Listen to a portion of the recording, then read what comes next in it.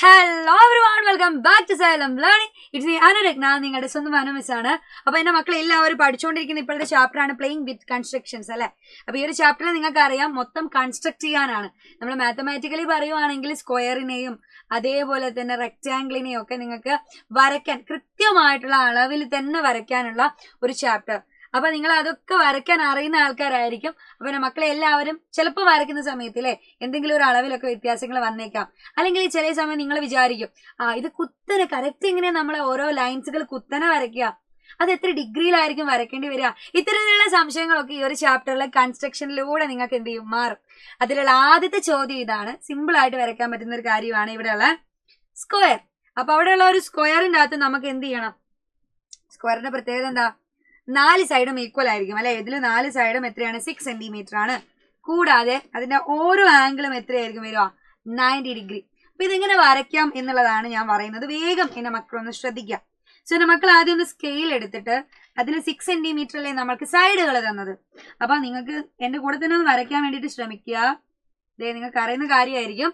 6 സെന്റിമീറ്ററിൽ scale ഒരു line വരയ്ക്കുക. അതിനുശേഷം നിങ്ങൾക്ക് കറക്റ്റ് 90 ഡിഗ്രിയിൽ ഒരു ലൈന് വരയ്ക്കാൻ വേണ്ടിയിട്ട് പ്രൊട്രാക്ടർ എടുക്കുന്നുണ്ട് ഞാൻ. എന്തിനാ പ്രൊട്രാക്ടർ? ഡിഗ്രി മെഷർ ചെയ്യാനല്ല, ആംഗിൾ മെഷർ ചെയ്യാനാണ്. അതിൽ ആംഗിളിൽ കറക്റ്റ് 90യുടെ തൊട്ട് മുകളിൽ ഞാൻ എന്ത് ചെയ്തു? ഒരു പോയിന്റ് വെച്ചു.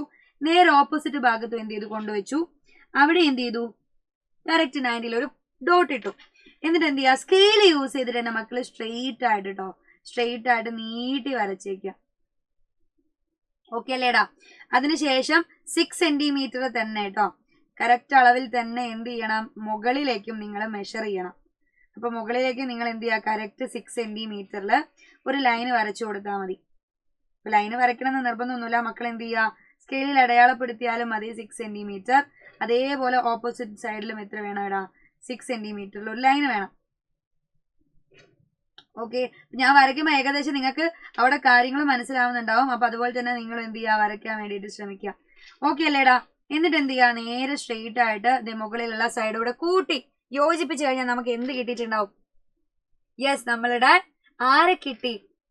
സ്ക്വയർ കിട്ടി. ഇത് നമുക്ക് സ്കെയിൽ അല്ലാതെ കോമ്പസിൽ നമുക്ക് എന്ത് ചെയ്യാം? സൈഡുകൾ മെഷർ ചെയ്തിട്ട് അത് എന്ത് ചെയ്യാം? നമുക്ക് ആർക്കുകൾ വരയ്ക്കാം. എങ്ങനെയാന്ന് വെച്ചാൽ കോമ്പസിൽ കറക്റ്റ് ആയിട്ട് 6 സെന്റിമീറ്റർ എടുത്തതിന് ശേഷം അതെന്ത് ചെയ്യാം? നിങ്ങൾക്ക് മുകളിലേക്ക് ഇതേപോലെ ഒരു കുഞ്ഞ് ആർക്ക് വരച്ചു കൊടുക്കാം. നേരെ അവിടെയും ഇവിടെയും ആയിട്ട് നിങ്ങൾക്ക് എന്ത് ചെയ്യാം? ഒരു ആർക്ക് വരച്ചു കൊടുക്കാം ഇങ്ങനെ. എന്നിട്ട് ജോയിൻ ചെയ്താലും നമ്മൾ അളവിന് ഒരു മാറ്റം വരാൻ പോണില്ല. സോ ഇതാണ് നമുക്ക് എന്ത് നമ്മൾ ഇപ്പൊ വരച്ച നമ്മളുടെ 6 സെന്റിമീറ്ററുള്ള സ്ക്വയർ എന്ന് പറയുന്നത്. സിമ്പിൾ അല്ലേ? ഒരു ചെറിയ സമയം കൊണ്ടാണ് നമ്മൾ ആ സ്ക്വയർ കൺസ്ട്രക്ട് ചെയ്തത്. അങ്ങനെയാണെങ്കിൽ എന്റെ മക്കളെ നമ്മുടെ ബോർഡിൽ ഒരു റെക്ടാംഗിൾ കാണുന്നുണ്ടാവും അല്ലെ. റെക്ടാംഗിളിന്റെ ലെങ്ത്തും ബ്രെഡ്ത്തും ഒക്കെ തന്നിട്ടുണ്ട് 7 and 4.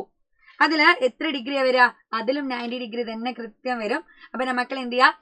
ബോർഡിൽ കാണുന്ന ഈ ഒരു റെക്ടാംഗിൾ ഒന്ന് വരച്ചു നോക്കുക. വരച്ചു കഴിഞ്ഞാൽ നിങ്ങൾക്ക് ഇതേപോലത്തെ ഫിഗർ കിട്ടും. 7 and 4 90 ഡിഗ്രി എന്നുള്ള രീതിയിൽ. അപ്പൊ മക്കൾ സ്കെയിൽ യൂസ് ചെയ്തിട്ടും പ്രൊട്രാക്ടർ യൂസ് ചെയ്തിട്ടും കൃത്യമായ അളവിൽ വരച്ചിട്ടുണ്ടെങ്കിൽ ഒന്ന് കമന്റ് ബോക്സിൽ വന്നിട്ട് പറയാം. സോ കൺസ്ട്രക്ഷൻ എന്നുള്ള ചാപ്റ്റർ വളരെ സിമ്പിൾ ആണ്. അപ്പൊ ഇതുപോലുള്ള ഒത്തിരി കാര്യങ്ങൾ നമുക്ക് പറയാനുണ്ട്. അതൊക്കെ ആയിട്ട് മിസ് അടുത്തൊരു ക്ലാസ്സിൽ വരുന്നതായിരിക്കും. അതുവരെ ബൈ ബൈ, സീ യു.